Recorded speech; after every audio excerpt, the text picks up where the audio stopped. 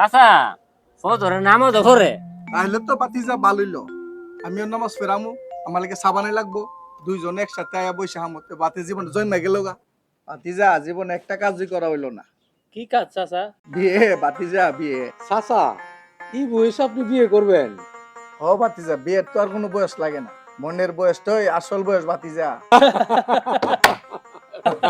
না তোমরা থাকো আমি দেখি ঘটক বেটা কই আছে ঘটক বেটা দিয়ে একটা পাত্রী বাইট করতে দিব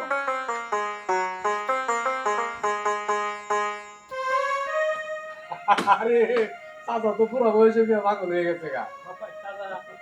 এক মাস যাবত বিয়ে শাদি অনেক গেছে না আর দুধে আসার বাইর যায় তাহলে বউ গেলে চাচা। এই ঘটক হারুন চাচা আসসালামু আলাইকুম। সালাম তোমার তো হুজ দিছিলাম আমার কোথাছে ঘটক তোমারে হুজদে হুজদে আমি হয়রান হয়ে গেছি গা তো গেলে কে চাচা? ঘটক আমার একটা পাত্রী লাগবো পার্টি লাগবে বউ বউ তো চাচা কাল লাগিয়া আমার লাগিয়া চাচা এই বয়সে আপনি বিয়ে করবেন আপনি ঘরে বউ আছে? আরে বাতিজা শুনো বউ তো আছে বউ তো আগে ফেম করে করছিলাম না আগের মতো দেখতে পারেন চাচা শুনেন এখন তো আপনার বিয়ের বয়স নাই তো আপনি তো কইতাছেন আর সুন্দরী কি একটা বউ বিচারে বাইর করুন না।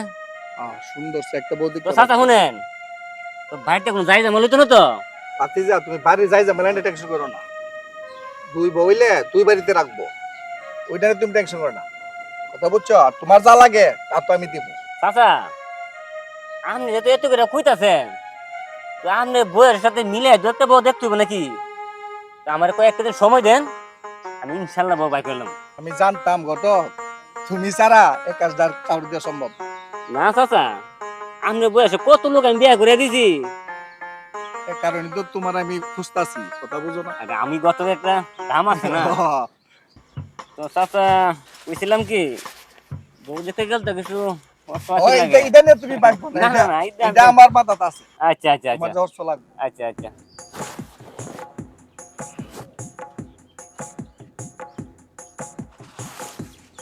ধরো হ্যাঁ রে আসলে কি লাগলে দরকার ছিল? আরো দিমু আচ্ছা আচ্ছা আচ্ছা তুমি এটা নিয়ে পাইবো না ঠিক আছে আচ্ছা আচ্ছা তাহলে চাচা আমি আসি।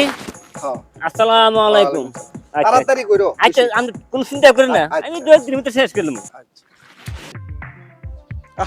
বিহার কথা হইন না আমার মনের ভিতরে একটা ফুর্তি ফুর্তি লাগতেছে আসসালামু আলাইকুম হাবিব ভাই। ওয়ালাইকুম আসসালাম। আরে ঘটক কি মনে করিয়া? না কইছিলাম কি আপনি তো আমার কিছুদিন আগে আপনি বড় বোনের জন্য একটা জামাই খুঁজছিলেন তো আমার কাছে একটা জামাই আছে তো আনুমানিক ৬০-৬৫ বয়স মনে হইবে।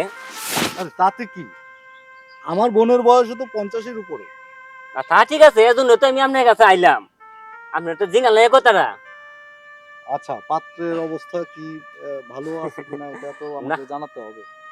এই নিয়ে আপনি টেনশন করেন লাগতো না আমার আসলে সই সম্পত্তি কোনো অভাব নাই আচ্ছা সেই শোক করতে একটা বিয়ে করবে আচ্ছা তাই আমি ভাবলাম আপনি আমারে বলছিলেন আপনি বড় বোনের জন্য একটা জামাই দেওয়ার জন্য। আচ্ছা ঠিক আছে ঘটক, তুমি যেহেতু বলছো আমি তাহলে আমার বোনের সাথে কথা বলি, আর ওইদিকে তুমি পাত্রের সাথে কথা বলো, তারপর একটা দিন তারিখ ঠিক করে আমরা এক জায়গায় বসে আমরা সবকিছু ফাইনাল করি। ঠিক আছে ভাই আপনি আপনার বোনের সাথে কথা বলেন আর আমি পার্টির সাথে কথা বলে আপনাকে জানাই দিব মনে। ঠিক আছে তাহলে ওই কথাই রইলো, আমার আবার বাজারে একটু কাজ আছে। হ্যাঁ আমি আসি। হ্যাঁ আচ্ছা ঠিক আছে আচ্ছা আসসালামু আলাইকুম। ওয়ালাইকুম আসসালাম।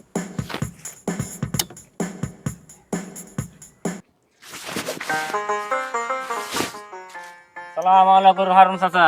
ওয়ালাইকুম সালাম ভালো আছো আলহামদুলিল্লাহ চাচা ভালো আছি। তো চাচা একটা খুশি খবর আছে।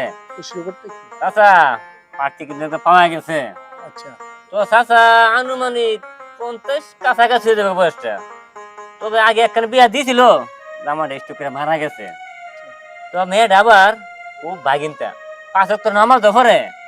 তাতে সমস্যা কি নামাজ পড়তে ভালো কথা তো চাচা পাশাপাশি কিন্তু হাতের নান্দা অনেক মজা আজকে আমি এর বাড়িতে খাইছিলাম খুব স্বাদ লাগছে। খাইলে তার কোনো কতই নাই ফজরের নামাজ পড়ে তাহলে তো বাতিজা বালইলো আমিও নামাজ ফেরামু আমার লাগে সাবানে লাগবো দুইজনে একসাথে আয়া বসে হামতে বাতি জীবন জন্মা গেল গা তাহলে চলো বাতিজা এই খুশিতে আজকে তোমার আমি পেট বইরা মিষ্টি খাওয়াবো মিষ্টি খাওয়াবেন? তো চলেন চলেন।